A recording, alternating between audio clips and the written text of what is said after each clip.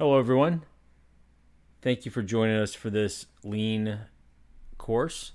We will get into some really good stuff as we said in the as I said in the video a little bit ago. But let's go ahead and get started. As you know, I'm your instructor, Daryl Eisen. The L.E.AN difference. So it's an interactive learning style. This is all about non-threatening education. We don't want to, tell you what to do with your life or tell you how you should do it, but we want to suggest and give you all of the information so that you can make the right decisions for yourself. We lead you to making the smart and effective changes in your life. This is all about lifestyle. It's not about elimination. It's about getting the right foods into your diet. That's the real goal here. We really want to get the right foods into your diet. This is developed by one of America's most trusted resources, Dr. Sears. He's known as America's pediatrician. He's a retired medical doctor, and he is the founder of the Dr. Sears Wellness Institute, which is where my health coach certification happens to be from. So this program was developed by some experts, and it's something that I wish I had found earlier on through my journey. It was found by Dr. William Sears, which I already mentioned.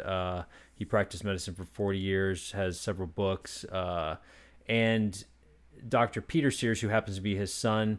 He was on the show the Doctors for a period of time, and then Dr. Sheen Foy, who is an exercise psychologist and behavioral coach. Anyway, these guys, smart guys, put together this system, and it has helped thousands of people to better their lifestyle. So we're going to learn now a little bit about why you should care about your health. So we've talked about this, and I don't think you'd be here if you didn't care about your health. If you didn't want to get healthy, you wouldn't have paid for the subscription to get this training. But what's it hinder you from doing today? Think about this. What does your current health situation, what does it stop you from doing? Does it stop you from doing things with your family? Does it stop you from traveling? Does it stop you from enjoying outdoor activities? I know for me, it stopped me from doing my love of hiking. It stopped me from traveling a lot too, just because I was scared that to fly too far away from my doctors. I remember my mom passed away in 2010. My health, I still didn't quite have it back yet because I started towards the mid to end of year in 2008. So I was about a year and a half maybe into my health journey, and I was still suffering from AFib. I was scared to death to get on a plane to go to her funeral because I was having so many health problems of my own at the time. I couldn't play with my kids. I couldn't run around with them. I couldn't be super active with them. So it really hindered me from doing a lot. If you're in this situation, just know it's not all darkness. There's a light at the end of the tunnel. You can fight this. You can get your life back. You can do all the things you love to do, and we're going to help you do that. I love this quote from Vani Hari. She's otherwise known as the Food Babe. If you don't follow her, I highly recommend it.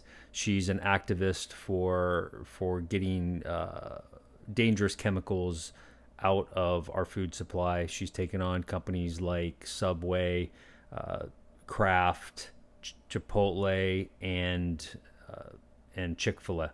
So she got Chick-fil-A to get the antibiotics out of their food, Kraft to get the artificial dyes out of Kraft macaroni and cheese, and we'll talk a little bit more about her activism and what she's done when we talk about toxins in our environment in a future class. But this quote of hers hit home with me because it's the exact same way I feel. I'm not going to read it back to you, but I was imperiling my own health, and once I learned and educated myself on what I should be eating, it was amazing. Like everything got better. My body got better. Everything, my skin, every little detail, every little problem that I was having was gone. It went away. And now I feel healthier. I feel sexier. I feel more vital than ever. As a matter of fact, it wasn't until I was in my 40s that it was amazing. Like I finally in my 40s was able to date women that honestly would have had nothing to do with me when I was younger. Because even when I was in the Marine Corps, I didn't look completely healthy. My skin wasn't as good. My skin wasn't as tight. But as I started eating all of this healthy food, there was just all this vitality, and it's an aura, and it comes from you. It's when I met my wife, she had the same aura because she eats the same healthy foods. We luckily for her, she just has done it her whole life. But for us to come together, we just had a connection. It would have never happened if I hadn't made this change. I would be no way be where I'm at today if I hadn't made these changes. I wouldn't have the success. I might not even be alive today, folks. I had an uncle that died at 45 years old. I'm 45. He died from a massive coronary because he didn't take care of himself. So I'm here to tell you that this stuff is real. This stuff works. Thousands, tens of thousands of people, if not more, have turned their lives around through healthy eating. So, healthy foundations of lean. We start out with lifestyle. It's all about how we live. Exercise is how we move, and attitude is how we think. Nutrition is how we eat. This is what lean stands for. These are the kind of core foundations of what you're going to learn, and we're going to refer back to in future classes as well. Keep in mind, we're trying to change our lifestyle here. It's going to take us 90 days to get used to that new lifestyle. And even past that, we're going to have to defend that to friends as they see us getting better. We're going to feel better in a few weeks once we make the radical change. It depends on how quickly you make the change, how much toxins you quit eating, and how much good food you start eating, and how quickly you do. It's going to depend on how rapidly you feel better. Exercise, got to start exercising, folks. It can be as simple as walking to the mailbox, okay? Consult with your doctor, of course, before entering into any new exercise routine. Attitude is everything. Everything is about mindset. I wish this acronym worked in a different way where attitude was the first one, to be honest with you, because the mindset is probably the most important thing to your success. And the last thing is nutrition. This whole thing doesn't work without all of it, to be honest with you. Poor lean choices lead to the mental D's. So mentally, there are all kinds of problems that happen based on poor food choices. When you look at a school today and you look at all of the kids that are getting diagnosed with ADHD, ADD, adults being diagnosed with things like bipolar disorder, depression in kids, OCD, all of these different mental issues have exploded in the last 20 years, the last 30 years, and they're all because of poor health choices. Every single one of them. I'm going to show you evidence of that here in a few minutes. The physical D's. Well, this is what a lot of us think of when we think about not eating healthy. We think about physically, what is it doing to us? We might not think about allergies, right? By eating food that's not healthy for us, we've increased allergy issues. We've introduced allergy issues. I truly believe, and there is some scientific evidence, and they're just now starting to do some studies on this, that a lot of the issues and things that people are allergic to in the food supply are not necessarily that food, but the chemical additives and modifications to that food. We know that our guts behave much differently with regular wheat and compared to whole wheat, and then compared to sprouted wheat. It's a different behavior. As the genome of different plants have changed over time, or we forced the change, diseases have popped up. Allergic diseases have popped up. Cardiovascular disease. This one's probably one that most people think, oh yeah, I mean, your doctor tells you eat less of this or eat less of that. I remember my doctor telling me, folks, when I was diagnosed with high cholesterol, he gave me a printed off sheet of paper. And on it, it had some basic instructions. And it was all about substitution. Don't eat red meat, eat chicken. Don't eat, cut back on your dairy. Don't eat so much dairy. It was all about restriction. It wasn't about replacement. It wasn't about elimination. Okay? I have news for you. If you're replacing red meat with chicken to fight your cholesterol issue, you're not doing anything for yourself. There's only 2 milligrams less per serving of cholesterol in chicken. It's got, and you know what people do? Guess what? They eat more chicken than they eat red meat. So because it has less fat and it has other less calories, people will eat twice as much chicken. So what happens? You're eating almost twice as much cholesterol, which is defeating the purpose of getting your cholesterol down. Diabetes. Here's another disease people think of when they think about eating bad food. Too much sugar equals diabetes. Well, it's not just too much sugar. It's too much of the things that create sugar. Too many breads, too many grains, too much sugar not accompanied with the right fibers, right? If we eat an apple, if a diabetic eats an apple, they're fine. But if they squeeze that out into a juice and just get all the sugar without the fiber, they could have an issue. Gastroreflex disease. I had this. This is basically acid reflux, folks. I had to have a tube stuck down my throat and expand my esophagus out because I was choking on food because the acid had destroyed the bottom, I guess, of my esophagus. Right? Not pretty. I was put on medication for that. And once I changed my diet, it all went away. All of that went away. IBD, inflammatory bowel disease, leaky gut, all of those, these are all physical Ds.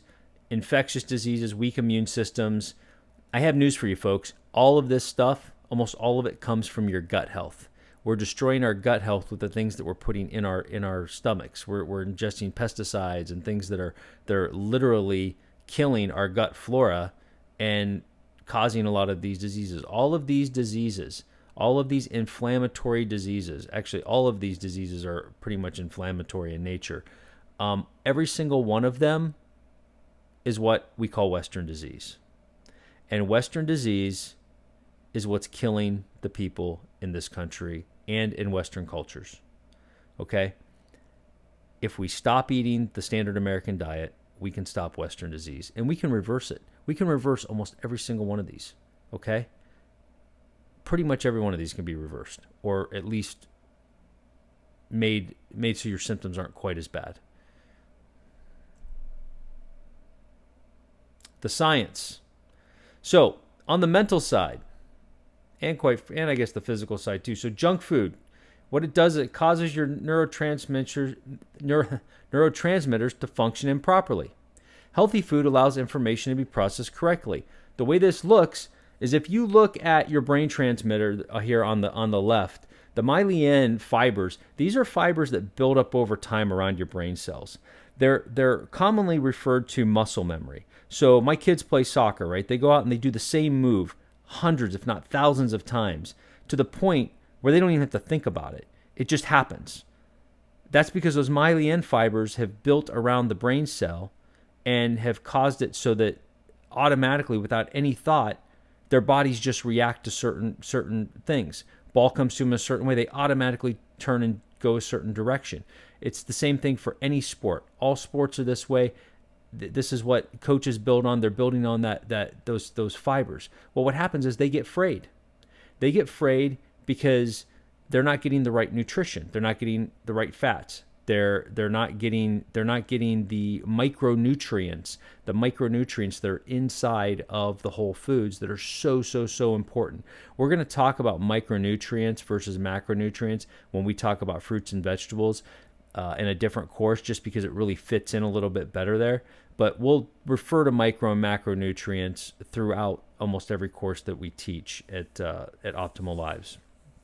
On the right, we look at, hey, these neurotransmitters, they're firing properly. They're aligning properly. Information's coming in right. Information's aligning properly. And our L.E.AN is healthy. It's because we've been eating the right foods and fueling our brains properly. The junk on the left does nothing for you except for feed disease, right? Everything you consume is either feeding your disease or making you healthy. one or the other. This is an example of a study that was done at Oxford, Durham. If you look at this handwriting on the left, this was a young boy who, as you could see, I can't read this, right? This was the before. He started eating a healthy diet. This is 1 month, folks, a 6-year-old child's handwriting, 1 month after a change in diet. He greatly increased his omega-3s, which gave his brain the fuel that it needed. He got those good, healthy omega-3 fats, and within a month, his handwriting improved. It's all about focus, mental focus. So let's talk about breakfast. This is the breakfast that a lot of us probably have ate for a good portion of our lives. I know this was the kind of breakfast my mom would serve. Or, I go to a hotel and they have this kind of breakfast. And by the way, I'll tell you what, right now, hotel breakfasts are crap. All right. I travel all the time for my regular job, and hotel breakfasts are horrible. All right. The course that we're going to have on eating on the road, eating healthy on the road, I'll go into a lot of detail on that because I've got a ton of experience on that. I spent 150 nights in hotel rooms last year. Okay, I know travel and I know how to eat healthy on the road.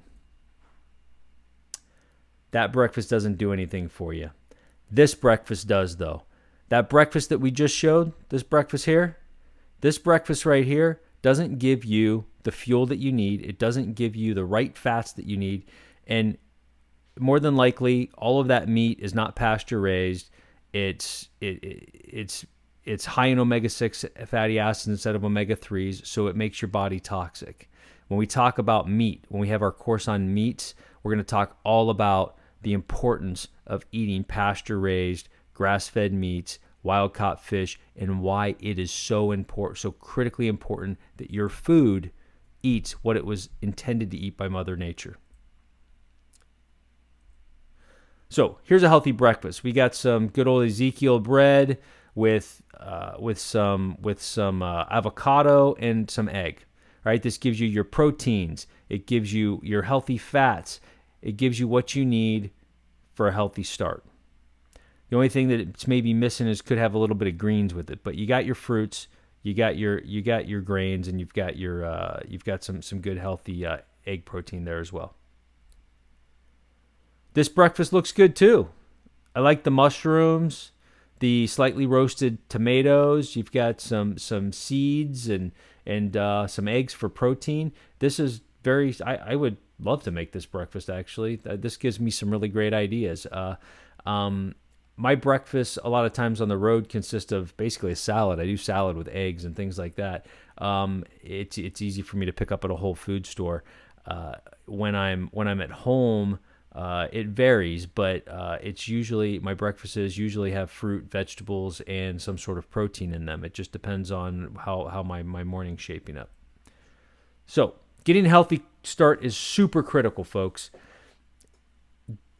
Successful people get up early, and they make time in the morning for themselves. The most highly successful people in the world get up in the morning and they make time for themselves.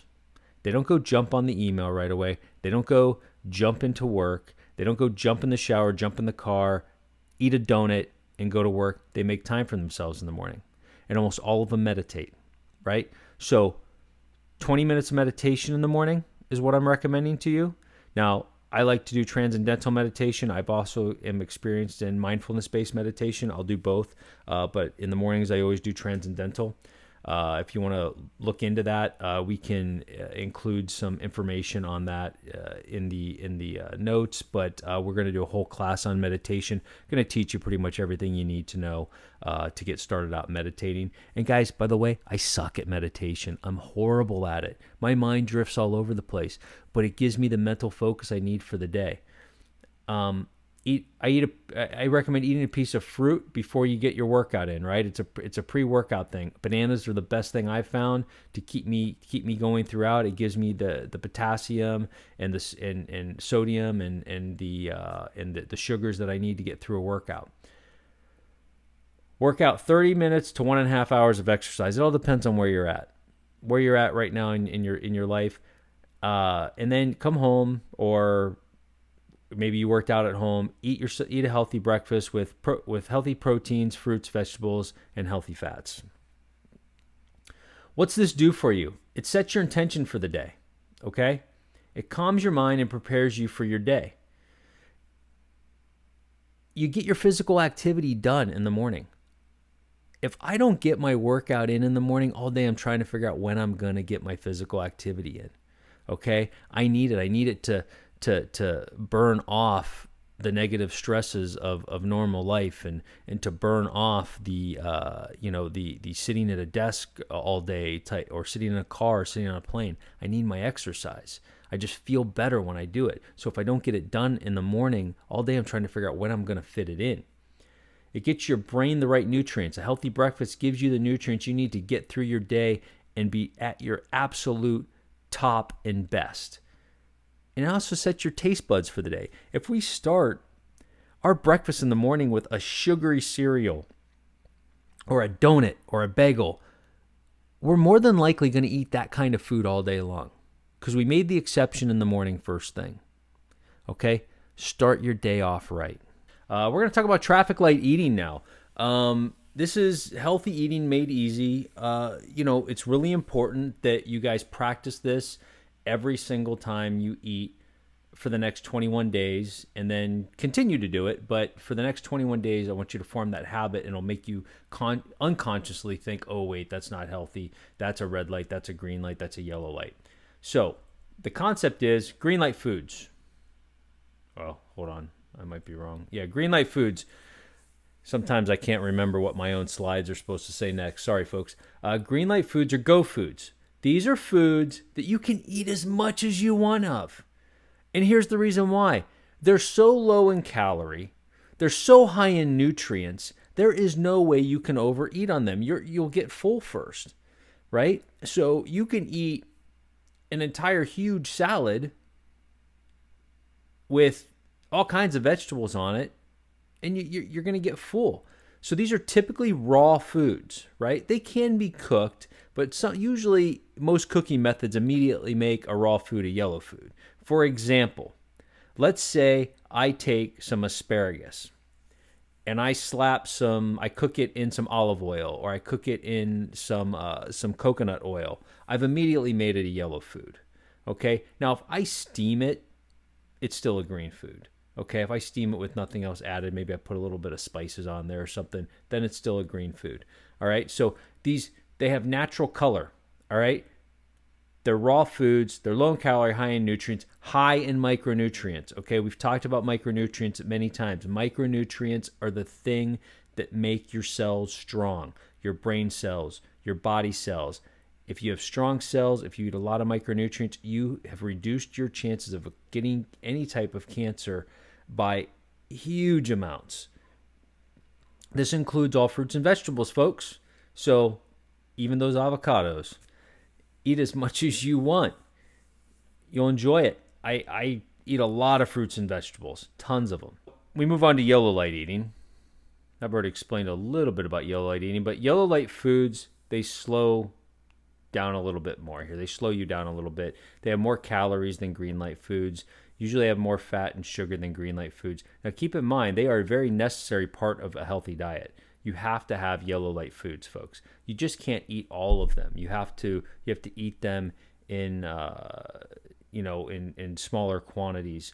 My recommendation is no more than 4 to 6 ounces of an animal protein, be it eggs, wild-caught fish, grass-fed, grass-finished beef, bison, pasture-raised chicken or turkey. No more than 4 to 6 ounces per serving for each meal, and not more than twice a day. So one meal a day should not have animal proteins in it, just to give yourselves the right amount of balance, and you really want to load up on those green light foods, right?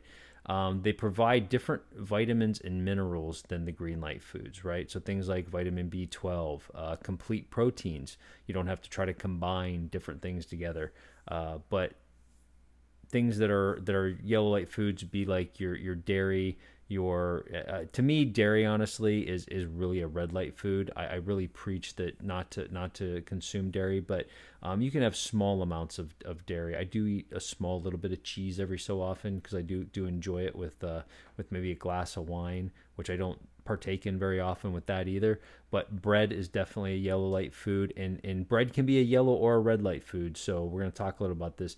Yellow light food bread would be like a sprouted whole wheat, or maybe like a gluten-free bread that's not made with toxic chemicals, or like Ezekiel bread or something like that. Wild caught fish is also a yellow light food, and then beans would be a yellow light food. Beans and nuts, right? So if you notice, that was fruits and vegetables on the last slide, but things like beans and nuts come over here just because if you eat too many of them, it can give you some negative reactions, right? So here's some more of an example of what that includes: pasta, rice, breads, nuts, yogurt, low-fat cheese, and chicken. Are all considered yellow light foods. Uh, some some of these yellow light foods, just like the green light foods, depending on the way you prepare them, could become a red light food really fast. If you fry something, it is a red light food. We should never eat fried food. It's not good for us. Okay. Um, so too much of a good thing is still too much. Now, I also include, like I said, grass-fed red meats on this list. Um, you can actually, believe it or not, bison and beef, if it's grass-fed, grass-finished, has just as many omega 6s as salmon does. So, and it's just a little higher in fat, but as long as you're not eating it every single day, it's fine. Bison's actually just as it's actually considered healthier than turkey and just as healthy as salmon. So, if you want an alternative to beef, bison's a really great way to go. Red light foods. These are the stop foods. These are the foods where you should really stop and think, do I want to eat this? What is this going to do to me? Right? What's it going to do to my body? What negative reaction am I going to have over this? What you should do when you see a red light food, you say, okay, I should make a different choice here. Or maybe you are just dying for a taste of ice cream. You just want it. Take 3 bites, 3 small bites. Okay, that's my recommendation. If you're just craving something so bad, you just have to have it. Take 3 small bites. That satisfies brain hunger. Brain hunger is when you want to taste something. So after the third bite, brain hunger is gone. It doesn't care anymore. Now you're just satisfying stomach hunger at that point, and you're filling up on it. So just take those 3 bites, satisfy your brain hunger. Red light foods are always lower in nutrients, and they're always a lot higher in calories. Okay? This includes foods with artificial sweeteners, hydrogenated oils, or trans fats. We should just stay away from all of these, folks. Like, I don't touch any food with any of these 3 things in it. I don't let my kids touch it. If I see these on a nutrition label or hear that they're in the food or even think they're in the food, I run the other direction. They're higher in fat and or higher in sugar. We've talked a lot about in the optimal life, what is an optimal life class, about fat and sugar and how removing fat and adding in sugar is a problem. Listen, they are higher in fat. Red light foods are definitely higher in fat, and they're almost always higher in sugar. Depending on what it is you're eating, it could be fried chicken or something that's not going to have a lot of sugar, but it's going to have a ton of fat from the oils. This includes foods like your dessert foods, right? White breads, soda, ham, and other fatty meats. You can eat a pasture raised hog meat, and it's probably borderline yellow red light at that point, right? But the issue with pig, and for all you bacon lovers, you're gonna just cancel your memberships right now. I can feel it. I love bacon, don't get me wrong. It's one of the few red light foods I do eat every so often. But I always make sure that I'm eating a very healthy variety of that. one that doesn't have nitrates and all the other additives. The issue with ham is it's a scavenger. With anything from a pig is it's a scavenger animal.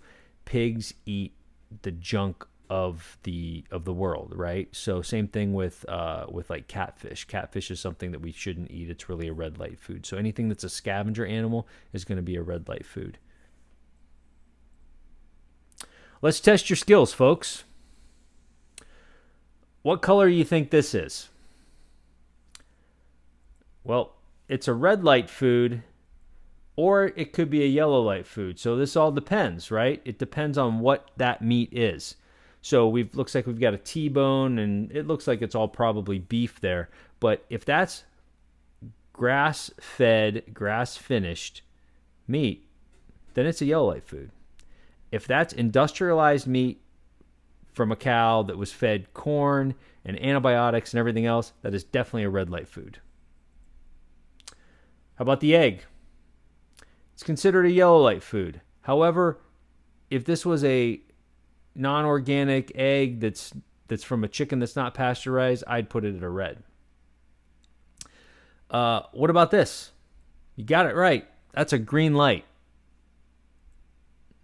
All right, this one could be tough. Take a look at this salad. Initially, you're probably thinking it's a salad. It's a green light. Well, but look what's in the salad. The lettuce itself is definitely a green light. But it could also be a red light because you've got white croutons, you've got cheese, and you've got chicken in there, right? And who knows what looks like a Caesar salad dressing. So that Caesar salad dressing might throw it immediately into a red light category. All right, how about the nuts? Yes, it's a yellow light food. And we got some rice here, another yellow light food. Now we've got bread. This looks like white bread to me, but I guess it must be wheat bread because it's a yellow light. So if it was white bread, it would definitely be a red. Because it's wheat bread, it is considered a yellow. I'm going to narrow this down a little bit more, folks. I would say any bread that is not a whole wheat or a sprouted wheat should be a red. You got to really look at the ingredients on bread, okay? Even if it's organic bread, look at those ingredients. Use that Think Dirty app and see what's really in it, okay? Because there are tons of chemicals that are put in our bread. Again, and like it said, this could be a red as well if it's a white bread, right? Whoa, this bad boy, I don't know, that almost looks like a veggie burger, but still, whether that's a veggie burger or that's a real burger, that sucker's a red light food. How about the ice cream, folks? You got it right. Ice cream is definitely a red light food. Hey, at this point, that concludes traffic light eating. We are going to move on to the next section, and thank you for participating. There will be a brief quiz that you can take on traffic light eating, and we will see you in the next portion of the course. All right, folks, now we're going to talk about nutrition label reading. Learning how to read a label is one of the most important skills you can have. It's a priceless tool to pass on to your children. I'll tell you right now, my kids know how to read nutrition labels. The food label, not the front of the box, tells us what the traffic light color of the food is going to be. When looking at the nutrition facts section, you should start by noting the serving size and the servings per container.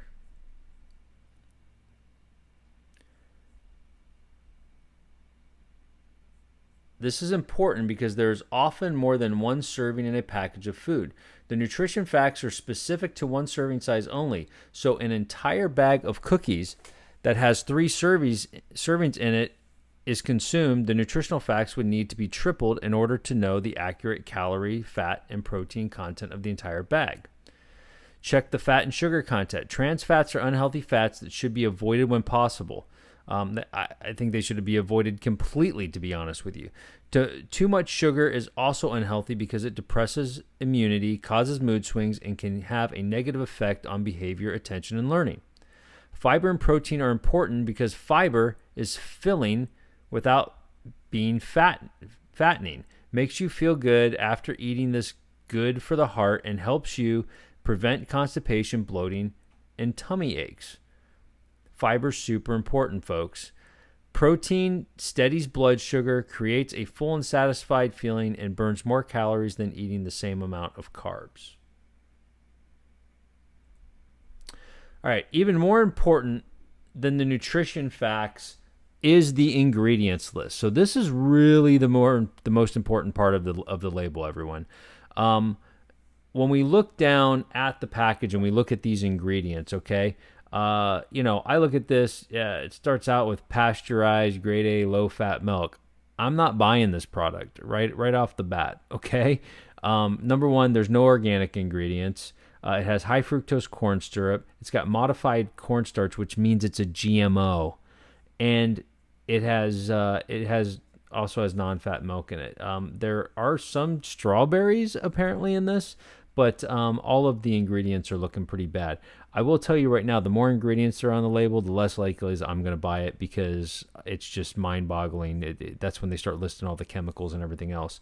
The vitamin section is somewhat important, but for the most part, as long as if we're eating a whole foods diet, we're getting all the vitamins that we really need. You might need an extra multi for some minerals or something like that. As you can see here in the red, I called out the bad section, right? All right, so food ingredients. Let's talk a little about ingredients here. When you read the ingredients list, look for a short list of ingredients. You want 10 or less at best. If it has more than 10 ingredients on it, just put the box back. You want the good words on there, like whole grain. You want organic on there. You want to see those words. By the way, certified organic label means that 95% of the ingredients have to be organic. A lot of times when you look at a list of ingredients for a certified organic food, you'll see like towards the bottom, they stop putting organic in front of it. Those are the ingredients that are not organic, and they're usually some sort of chemical that the FDA allows them to have there and still have it labeled USD organic. Now, if you're getting organic produce, that's much safer. It has to be free from pesticides or never exposed intentionally to pesticides. It doesn't mean that someone in a farm field 2 farm fields over wasn't spraying pesticides and some of it came across, but it was raised organically or grown organically. Look out for words like high protein, high fiber, low sugar, low in trans fats. Those are all clues that there could be an issue. Low in trans fat is not a good thing, right? You should have no trans fats. Keep in mind that the ingredients are listed in order from the most to least. So the first ingredient is going to be what's in the box the most. It's going to be the ingredient that makes up the majority of what it is that you're eating. Ingredients you should always avoid are high fructose corn syrup, hydrogenated or partially hydrogenated oils, everything on this list right here. Trans fats, completely stay away from. Artificial colors. Artificial colors disrupt your brain activity. Okay, they have been in Europe. They actually put if there's an artificial color in a product, they have to put a warning label on it saying that it can cause reduced activity and brain function in children. There's a warning label. That's why all of these food giants have different ingredients in Europe than they have here, because they don't want to put that label on. If they'd put that label on here, they'd change it here too. That's the only reason why they change the ingredients, is because they don't want to put what the essentially is like a Surgeon General's smoking warning on a pack of cigarettes on their food. You want to stay away from all of these multiple names: sugar, fructose, sucrose, lactose, MSG, hydrogenized vegetable protein, and sodium caseinate. You want to stay away from all of these. By the way, there is a supplemental material at the end of this class on all the different names that sugar goes under on the nutrition label. Artificial sweeteners, folks. Just steer clear of artificial sweeteners. These things are dangerous and they are nasty. All right? If you're drinking diet soda, all right, you're essentially greatly contributing to your chances of getting brain cancer. I'm going to tell you a little personal story. I've known 4 friends in the last 10 years that have all had some sort of brain cancer, had a brain tumor, okay? Every single one of them were huge diet soda drinkers. Like, they drank it like water. All right. 2 of them stopped drinking it once they were diagnosed with cancer. The other 2 did not. 2 of them are still alive today. The other 2 are unfortunately not. Okay? It is so important that you cut out artificial sweeteners. I'm going to tell you a little story here, okay? Initially, aspartame, which is the basis of almost every artificial sweetener out there. It's called all kinds of different names, but most of them, it's just aspartame. There's only like 2 or 3 varieties of actual artificial sweetener out there. Initially, it was approved in 1981 for dry foods only, in 1983 for carbonated beverages, and then in 1996 as a general purpose sweetener. All of the 1970s tests for this substance showed a very high rate of cancer in rats. The FDA originally denied the approval.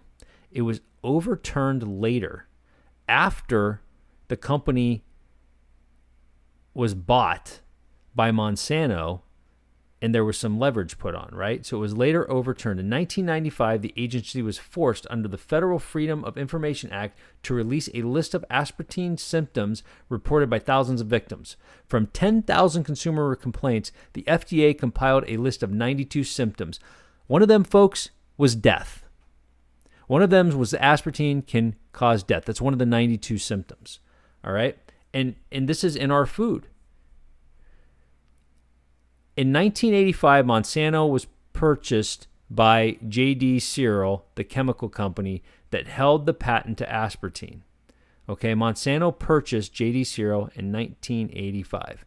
The active ingredient in NutraSweet, by the way. So if you see a NutraSweet, it's aspartame. Monsanto was apparently untroubled by aspartame's clouded past, including the report of a 1980 FDA Board of Inquiry comprised of 3 independent scientists, which confirmed that it might induce brain tumors. The FDA had previously banned aspartame based on this finding, only to have the Searle chairman, Donald Rumsfeld, vow to call his markers to get it approved. So Donald Rumsfeld, who was Secretary of Defense under George W. Bush, was called in his markers basically as being chairman of this large company to Washington to get aspartame approved. He made about $12 million, folks, off of that. $12 million. That's it. So this stuff is loaded with cancer-causing chemicals. None of them should ever have been approved by the FDA. It will cause weight gain. If you think drinking Diet Coke will make you less fat than drinking regular Coke, they have done studies that have shown that people actually lose more weight and put on less weight drinking the regular stuff than the diet stuff. Here's why. It fakes your body. Your body still thinks it's sugar. But as we learned in the what is an optimal life class, what happens to toxins that you bring in your body? Aspartame's a toxin. It gets stored in fat. It's a lot harder for your fat to get rid of the toxin, especially if you're not exercising and sweating toxins out or eating enough antioxidants. It's harder for your body to get rid of a toxin in its fat cells than it is to get rid of sugar. It's that simple. It causes a huge amount of inflammation because guess what? It gets stored in your fat and then it causes inflammation throughout your body. It causes headaches. It causes asthma.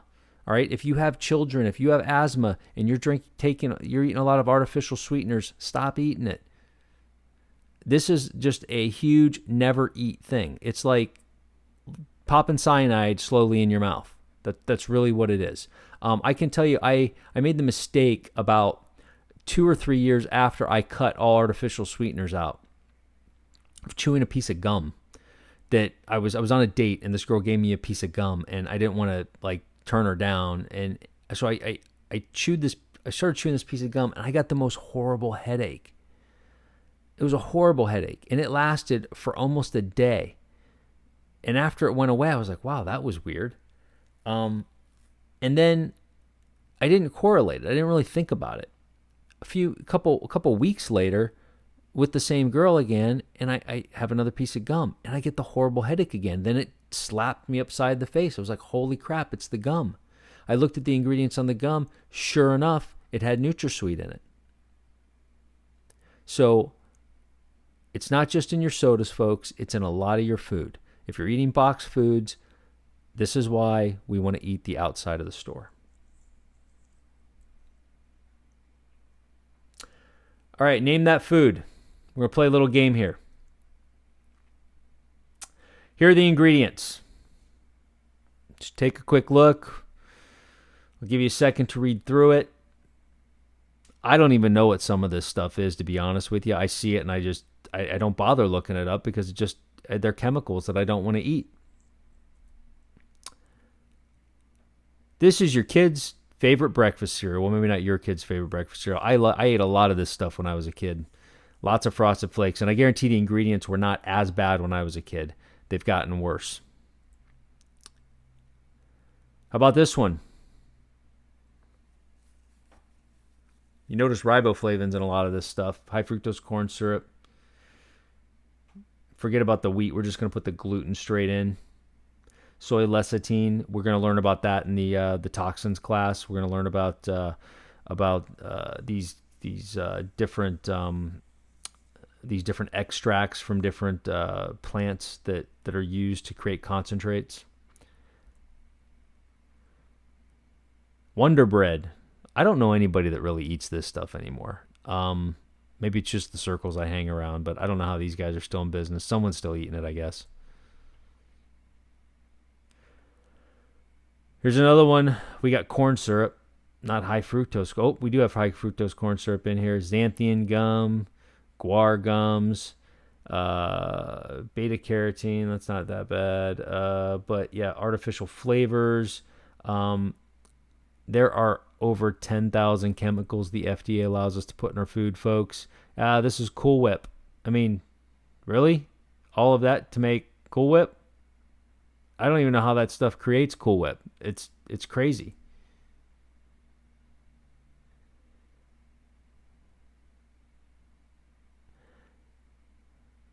Ooh, this one's got dyes in it. Yellow dye number 5 and yellow dye number 6. This one will mess up your head. Ooh, Sunny D. You think you're drinking some healthy orange juice. There's hardly any orange juice in this, guys. There's no orange juice in this. It's citric acid. It's all from concentrated juices. It's crazy.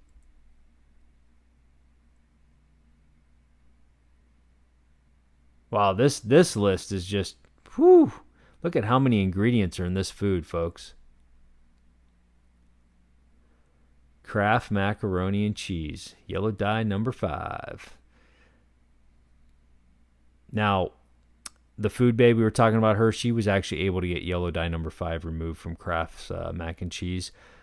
She sat down, talked to them, got them to get it out. They were already not putting it in Europe because of that whole label thing I told you about, that warning label thing. So they'd have taken that out, but there's still so many things in here that you don't want to eat.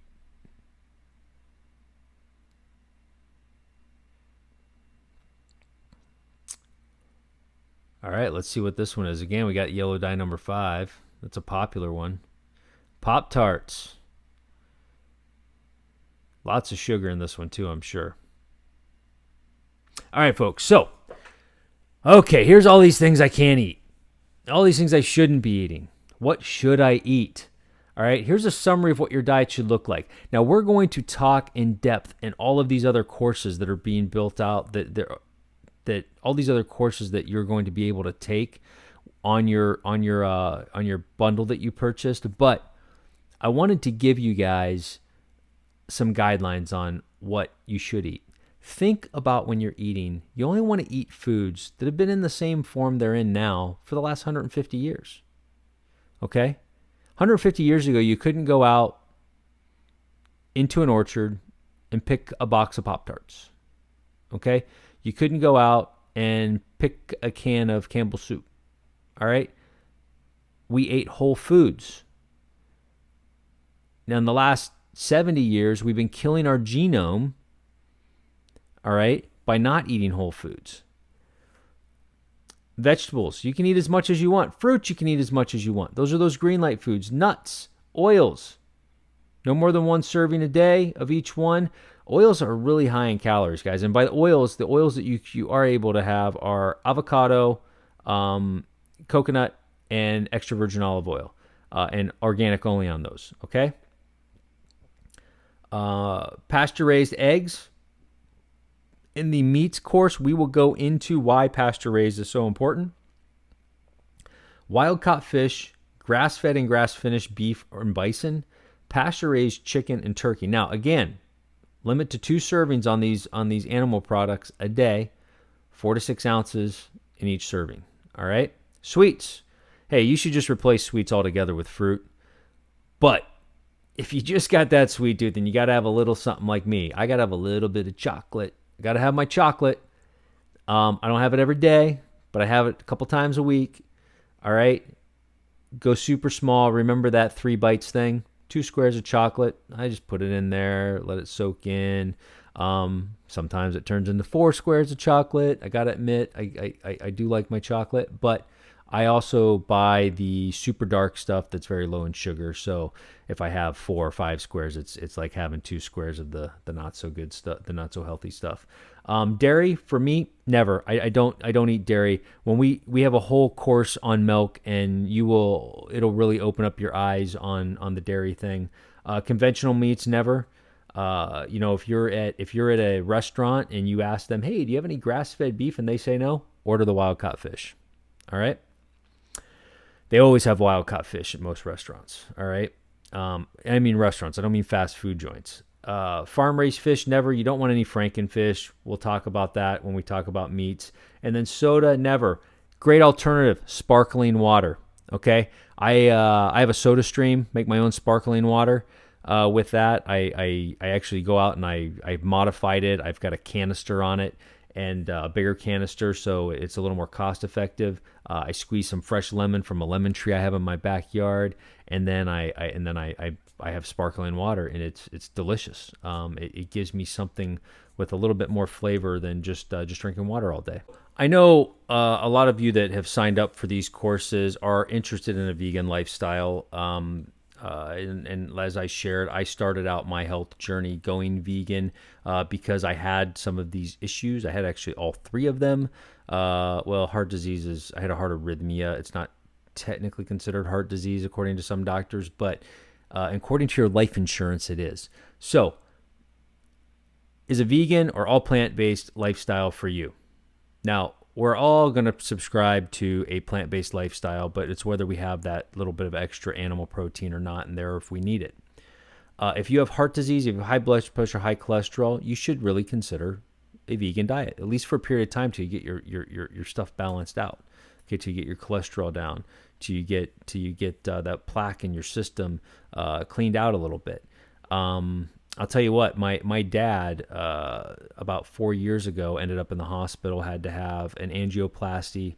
The doctor recommended a plant-based diet, is what he told my dad, right? Now, my dad was 70 years old. He was just about to turn 70, actually, in like a day or two from when he went in the hospital. I was actually flying back to Ohio to visit him for a birthday party we were putting on for him. And then he ended up in the hospital, and ended up there the whole time. But when he said plant-based lifestyle, my dad was like, oh, all right, no big deal. Then the nutritionist comes in and explains that a plant-based lifestyle is a vegan diet, and my dad totally rejected it, right? Totally threw it out. No, I'm not doing that. I talked to him. I said, hey, look, Dad, I'll help you. I'm a health coach. I can help you through this, right? So I worked with my dad. And I'll tell you what, he was stubborn, so stubborn. But he did it. And he did it for a few years. He stopped doing it the last year or so, and then, he ended up having to have a stent put in his heart, a couple stents, and he was going to have to go in to get a leaky valve repaired and some other things. And in the meantime, while we were waiting for him to go in for surgery for a leaky valve at 73 years old, he passed away. That's big part of my why, folks. I don't want to see other people lose their family members early because of these issues. So being a vegan, going vegan, you don't have to drive a car with no leather seats to eat a plant-based diet, okay? You can just cut out the animal proteins. Bill Clinton's a great example of this. I do warn you, if you're going vegan, though, there are some things to watch out for. You need to have complete proteins. You don't want to become a soy junkie. There's a lot of estrogen in soy, right? You don't want to become a gluten junkie because there's a lot of issues with gluten and gut health. All right, there are 20 different amino acids in your body, or 20 different amino acids that your body needs. Okay, 9 of these are considered essential amino acids. Essential amino acids, your body cannot create those. Okay, you have to intake them from somewhere else. All those other 11, your body can create out of the other amino acids and out of other nutrients in your body that you eat. Okay, the only vegan foods that have complete proteins are quinoa, buckwheat, soy. Watch out for soy. Watch out for the estrogen. You don't want to have too much of it. Mysoprotein or corn. This is actually a genetically created product. Okay, so I would not touch that at all. And then satian, which satian is gluten, right? Basically, it's a gluten protein. There's a lot of issues around gut health with gluten. And on the lesson that we have on gut health, we will go into those.